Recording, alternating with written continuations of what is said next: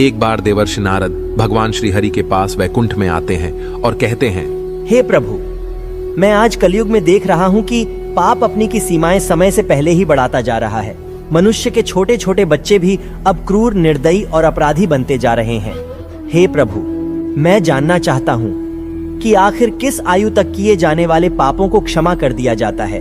तब भगवान श्री हरि कहते हैं, हे नारद, आपने कलयुगीन मनुष्यों के कल्याण हेतु अत्यंत महत्वपूर्ण प्रश्न किए हैं। यह बात सत्य है कि किसी भी प्राणी के द्वारा किए जाने वाले अपराधों को उसकी एक निश्चित आयु तक स्वयं मृत्यु के देवता यमराज क्षमा करते हैं, और धर्मशास्त्रों के अनुसार जब तक प्राणी का शिशु नाबालिग होता है तब तक उसके अपराधों को क्षमा किया जा सकता है। हे देवर्षि नारद, अब मैं आपको इसी विषय में एक कथा सुनाता हूं, जिससे आपको आपके सभी प्रश्नों के उत्तर मिल जाएंगे। आप इस कथा को ध्यानपूर्वक पूरा अवश्य सुने और मनुष्यों के कल्याण हेतु इसका प्रसार अवश्य ही करें। तब देवर्षि नारद कहते हैं, हे प्रभु, मैं इस कथा का प्रसार अवश्य ही करूंगा, कृपा करें और आप इस कथा को कहें। मित्रों, भगवान श्री हरि विष्णु कहते हैं, हे देवर्षि नारद, एक समय की बात है, मांडव्य पौराणिक काल के एक महान ऋषि थे, जिनके श्राप के कारण यमराज को भी मनुष्य का जन्म लेना पड़ा। वैसे तो यमराज सारे प्राणियों के कर्मों के आधार पर न्याय करते हैं, इसीलिए उन्हें धर्मराज कहा जाता है। किंतु उन्होंने अनजाने में ही मांडव्य ऋषि के साथ अन्याय किया, जिसका दंड उन्हें भी भोगना पड़ा था। महर्षि मांडव्य भार्गव वंश के ऋषि थे और उनका एक नाम अणि मांडव्य भी कहा गया है। वे महर्षि मातंग और दित्ता मंगलिका के पुत्र थे। उन्होंने अल्प आयु में ही बहुत सी सिद्धियां प्राप्त कर लीं और महान ऋषियों में सम्मानित हो गए। उनका एक व्रत था कि संध्या काल के तप के समय वे मौन व्रत धारण किए रहते थे। फिर एक दिन कुछ लुटेरे लूट का बहुत सारा धन और सामान लेकर भाग रहे थे। उनके पीछे कई राजकीय सैनिक लगे थे, जिनसे बचने के लिए वे भागकर मांडव्य ऋषि के आश्रम में छिप गए। उन्होंने अपना सारा चोरी धन सामान का उनके आश्रम में रखा और ऋषि के शिष्यों से बोले, हे महाराज, हम व्यापारी हैं और आज के लिए हम अपना सारा सामान आपके आश्रम में रखना चाहते हैं। कृपया आप हमारी सहायता करें।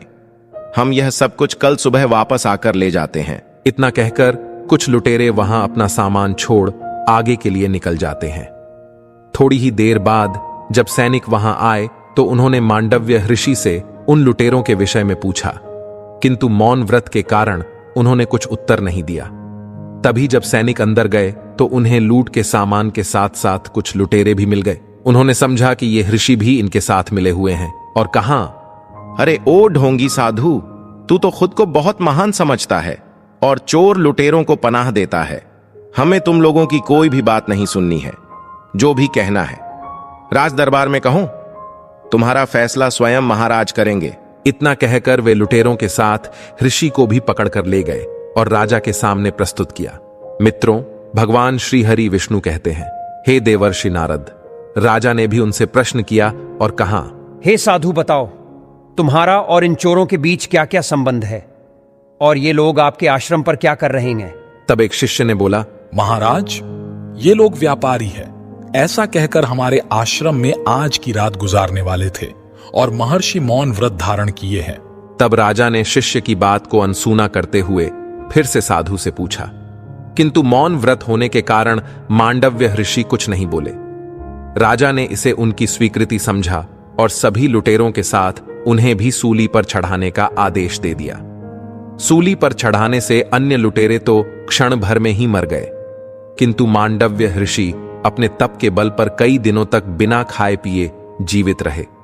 शूल के अग्रभाग को अणि कहते हैं और तभी से वे अणि मांडव्य नाम से भी प्रसिद्ध हुए। जब राजा को इस चमत्कार के बारे में पता चला तो वे स्वयं नंगे पांव महर्षि के पास आए और उन्हें सूली पर से उतारा। फिर उन्होंने महर्षि से बारंबार क्षमा मांगी। मांडव्य ऋषि ने यह सोचकर उसे क्षमा कर दिया कि राजा ने तो परिस्थितियों के अनुसार न्याय किया है, और वे चुपचाप वहां से चले गए। वे चले तो गए, किंतु एक बात उन्हें खाए जा रही थी कि उन्होंने कभी कोई पाप नहीं किया, फिर भी किस कारण उन्हें ऐसा दंड भोगना पड़ा। इसका कारण जानने के लिए वे अपने तपोबल से यमपुरी में जा पहुंचे, जहां यमराज ने उनका स्वागत किया। मांडव्य ऋषि ने यमराज से पूछा, हे धर्मराज, मुझे याद नहीं आ रहा है कि मैंने कभी कोई अपराध किया हो, तो फिर किस पाप के कारण मुझे यह ऐसा घोर दंड भोगना पड़ा। अतः चाहकर भी मुझे मृत्यु की प्राप्ति ना हो सकी। इस पर यमराज ने कहा, हे महर्षि, बालपन में आपने पतंगों के पृष्ठ भाग में सुई को घुसा दिया था। तब आपने भी उन्हें मारा तो नहीं था, किंतु उन्हें मृत्यु से भी अधिक यातनाओं से पीड़ित किया था, जिस कारण से आपको यह दंड भोगना पड़ा।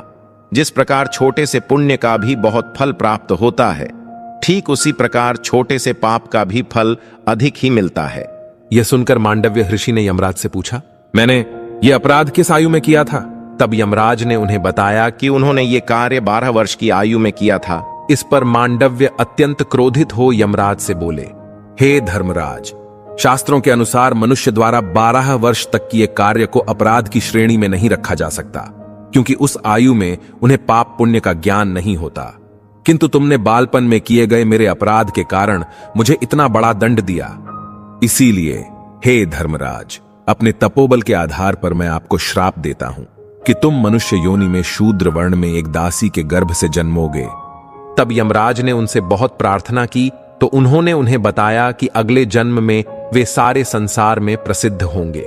उसके अतिरिक्त मांडव्य ऋषि ने इस मर्यादा को युगों के अनुसार कम होने का बताया है। मित्रों, भगवान श्री हरि विष्णु कहते हैं, हे नारद, जिस तरह से कलयुग का अंतिम काल निकट आएगा, तब मनुष्य की आयु मात्र 20 वर्ष की ही होगी, और 2 साल से अधिक आयु के बालकों को भी उनके द्वारा किए जाने वाले पापों की सजाएं भुगतनी पड़ेगी। इसी मांडव्य ऋषि के श्राप के कारण ही धर्मराज द्वापर में महर्षि वेद व्यास की कृपा से अंबा की दासी पारिश्रमी के गर्भ से विदुर के रूप में जन्मे। वे अपने काल के महान राजनीतिज्ञ और हस्तिनापुर के महामंत्री बने। मित्रों, भगवान श्री हरि विष्णु कहते हैं, हे देवर्षि नारद, आपके दूसरे प्रश्न के अनुसार आज के समय में मात्र 5 वर्ष तक की आयु के बालक ही अपराधों के लिए क्षमा करने योग्य है। अगर किसी बालक की आयु 5 वर्ष से अधिक है तो वह भी अपराधों का दोषी पाया जाता है, और भविष्य में जैसे जैसे मनुष्य की आयु घटती जाएगी, ठीक वैसे ही उनके अपराधों और गुनाहों में तथा बुद्धि में वृद्धि होगी। हे नारद, अब मैंने आपके सभी प्रश्नों के उत्तर दिए हैं। तब देवर्षि नारद बोले, धन्य है प्रभु, आप और आपकी लीला। तो मित्रों, आशा करते हैं आपको यह कथा और जानकारी अवश्य ही पसंद आई होगी। तो वीडियो को लाइक करें और चैनल को सब्सक्राइब करें। साथ ही कमेंट में जय श्री कृष्ण अवश्य लिखें। आप सभी का धन्यवाद।